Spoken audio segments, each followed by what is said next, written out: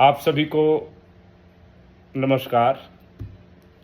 आज आप सबसे चर्चा करने का और एक बेहतर महत्वपूर्ण मुद्दे पर आप सबसे चर्चा होगी।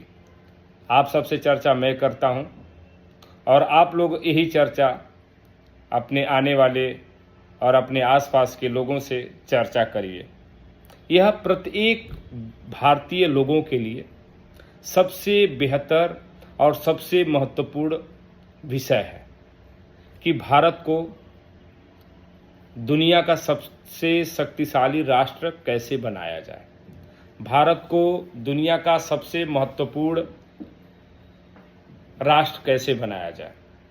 यह विषय हमारा नहीं, यह विषय आपका है, यह विषय सभी का है कि भारत को दुनिया का सर्वश्रेष्ठ राष्ट्र कैसे बनाया जाए।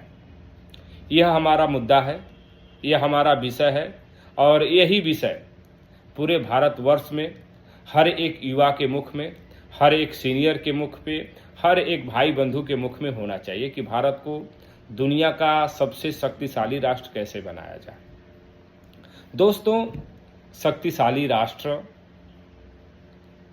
बनाने के लिए भारत के प्रत्येक व्यक्ति का जब लक्ष्य होगा, टारगेट होगा, तो ही जाकर के भारत दुनिया का सर्वश्रेष्ठ राष्ट्र बनेगा, दुनिया का सर्वश्रेष्ठ राष्ट्र बनेगा।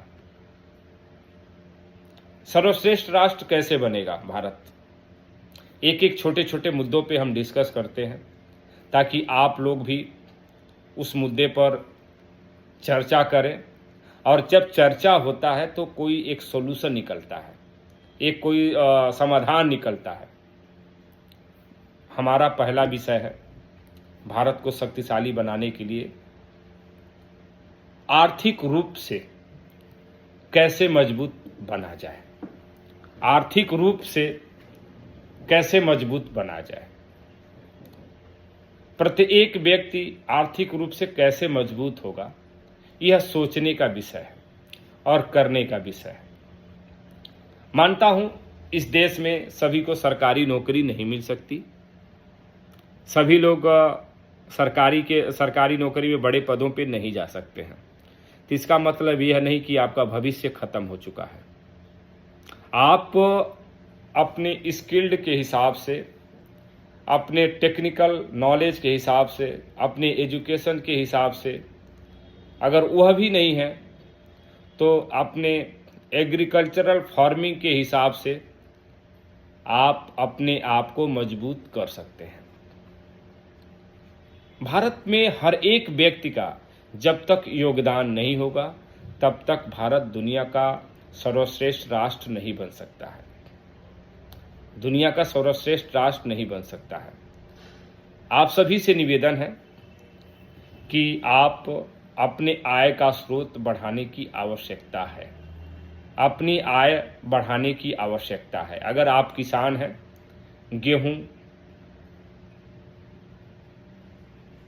धान, बाजरा, मक्का उत्पादन करते हैं तो बेहतर से बेहतर और वैरायटी खोजिए खेती में कि और क्या मैं लगाऊं, क्या मैं फसल लगाऊं ताकि और बेहतर हमारा आमदनी बढ़ सके। अंतर्राष्ट्रीय मार्केट से लेकर के, जिला स्तरीय से लेकर के राष्ट्र स्तरीय बाजारों में आपका प्रोडक्ट जाए और आप मोटा मुनाफा कमाएं।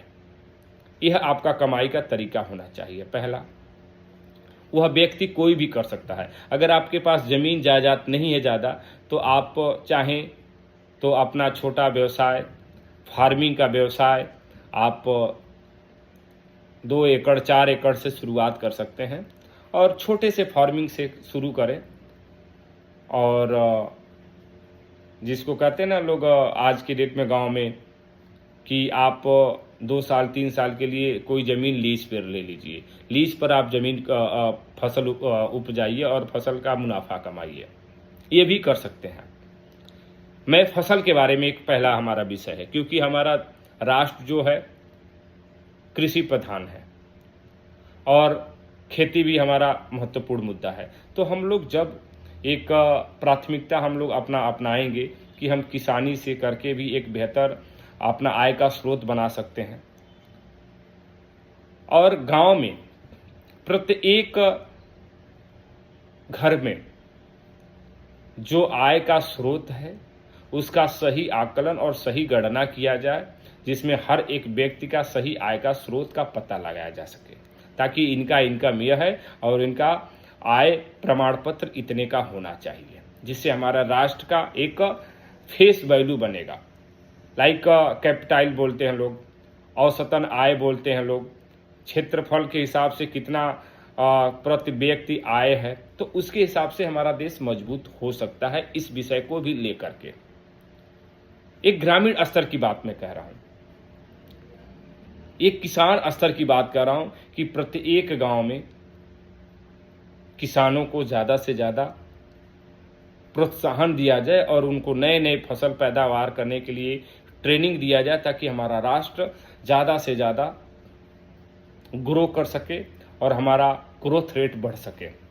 पहला रहा किसानी में। किसानियों में भी बहुत सारे उदाहरण हैं, बहुत सारे तरह तरह के उदाहरण दिए जा सकते हैं, मगर मेरा कहना यह है कि जब तक हमारे किसान भाई फार्मिंग से भी अच्छे पैसे कमा सकते हैं, शहरों से भी बेहतर पैसे कमा सकते हैं फार्मिंग करके, उसको मजबूती से हम लोग वर्क करेंगे, दुनिया में सप्लाई करेंगे, तो हमारा देश का एक ग्रोथ रेट बढ़ेगा। दूसरा सबसे बड़ा टेक्नोलॉजी का युग है, टेक्नोलॉजी का जमाना है, और जब तक हमारा राष्ट्र टेक्नोलॉजी के माध्यम में बेहतर नहीं करेगा तब तक हम पीछे रहेंगे। आज एक बहुत अच्छा उदाहरण देता हूं कि हमारे राष्ट्र में पहले हम लोग हथियार, जो डिफेंस के हथियार होते थे, वो बाहर से मंगाया जाता था, मगर मौजूदा समय में भारत स्वयं उसका निर्माण कर रहा है। भारत स्वयं अपने यहाँ पे मैन्युफैक्चरिंग कर रहा है। हमारे यहाँ पे लाखों लोगों को नौकरियाँ मिल रही हैं, उनसे उनका परवरिश बेहतर हो रहा है, और भारत अपना मेक इन इंडिया के तहत अपना DRDO के माध्यम से बेहतर टेक्नोलॉजी में हथियार बना रहा है। टेक्नोलॉजी के माध्यम से अच्छे हथियारों का, नए हथियारों का आज के दिन में भारत इनोवेशन कर रहा है। तो आज दुनिया भारत की तरफ आ रही है, भारत एक बड़ा बाजार बनने की राह पर है।